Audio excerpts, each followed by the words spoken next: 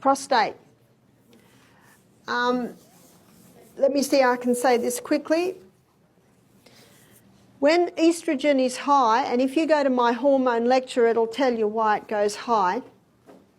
Testosterone goes high, and when testosterone goes high, the body converts testosterone into dehydroxytestosterone, and dehydroxytestosterone causes inflammation of the prostate gland. Zinc inhibits that conversion. In fact, Graham Sate, who's quite a well-known speaker on health in Australia, he said if every man over the age of 40 took a zinc supplement every day, no one would get prostate problems. Isn't that interesting? How do you spell his last name? Graham Sate, S-A-I-T. He basically speaks on health, but he mostly speaks on soil. Because if you understand soil, then you understand human health. And there is a herb called saw pimento, S-A-W-P-A-L-M-E-N-T-O. Saw pimento is a herb that reduces the inflammation of the prostate gland. Yes? So given the, so striking a balance in terms for men with declining testosterone at times, right? What are you using to supplement that, given that it is important, right? For vitality, for mood, for... It is. Right. It is. Wild yam cream gets that balance right because progesterone is the key, well, it's the precursor for estrogen, testosterone, the adrenal hormones. So whether man or woman, it boosts it. Forgive the description, but I don't know a more diplomatic way of saying it, but I have had some men say yam cream puts lead in their pencil.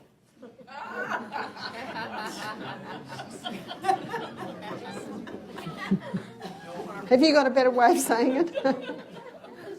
I'd like to look now at urinary frequency. Many men in their 50s and 60s find they have to go to the toilet urinary-wise maybe 3 or 4 times a night. Now that is indicative of an inflamed prostate. You see, the prostate gland is like about the size of a small walnut, and the urinary tubes go through the prostate. So if the prostate's inflamed, it can squeeze off the urinary flow. So an inflamed prostate can be helped by a herb called saw pimento. Saw pimento reduces inflammation of the prostate gland.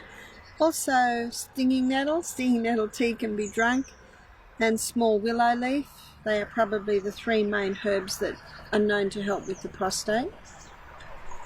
Also with the prostate, it's often inflamed because of high testosterone, and high testosterone is often the result of high estrogen. And so that's where the yam cream, a wild yam cream, can help in getting the estrogen down.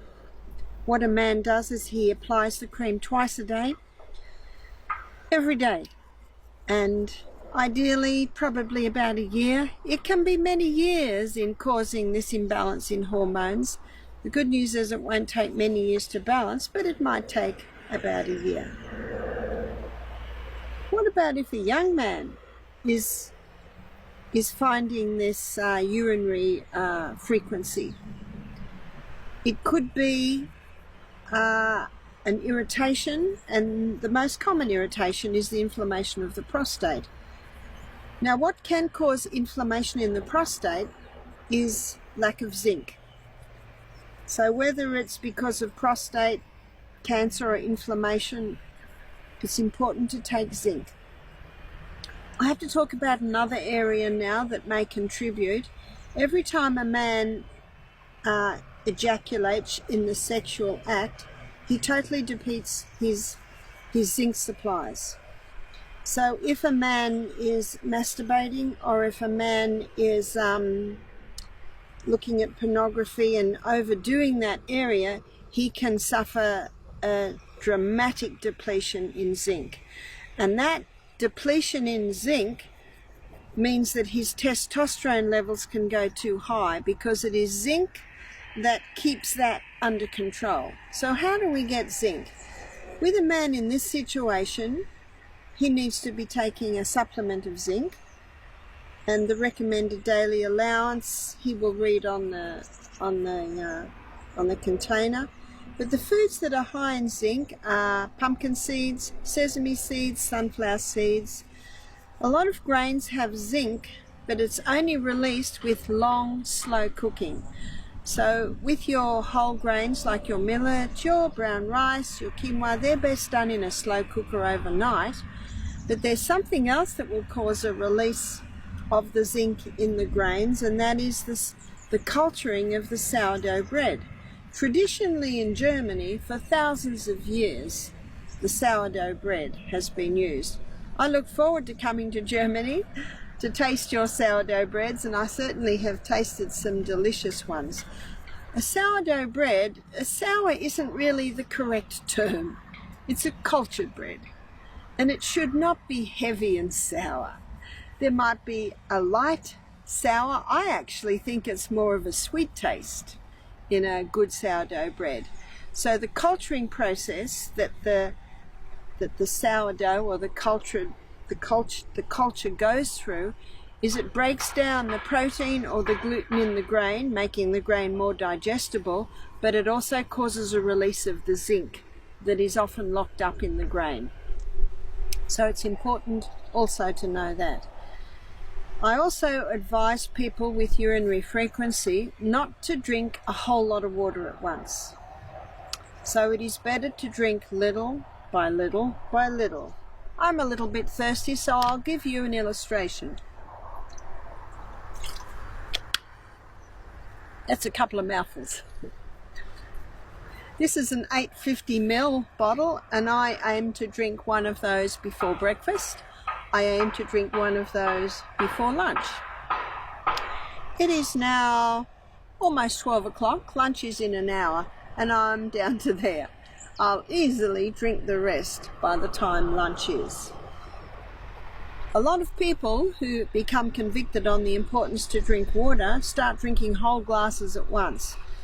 But that is not the best way. If I've just climbed a mountain and my clothes are wet with perspiration, I certainly will enjoy drinking a whole glass of water at once.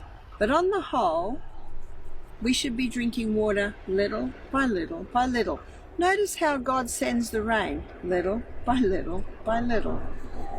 But when it does happen to be a torrential downpour, that's when flooding happens, that's when the topsoil is washed away from gardens. Please take that illustration to heart and start drinking the water little by little by little. To help the water get inside the cell, you can take a crystal of Celtic salt, about the size of a sesame seed, start with. Celtic salt with its 82 minerals. If you don't have Celtic salt, you could use Himalayan. Himalayan has about 75 minerals. It's almost as good as the Celtic salt.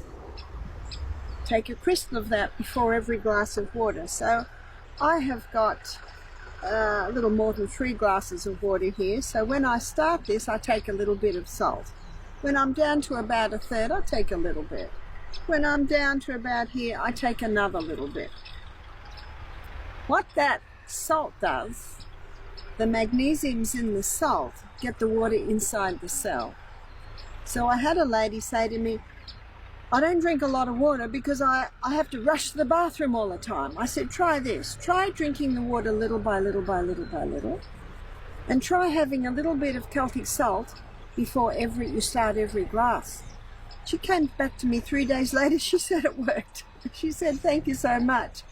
She said, I used to just drink a whole glass at a time. You drink a whole glass at a time, it's not long before that whole glass has to be released. So there's some of the ways that you can help the body to reduce frequency in urination.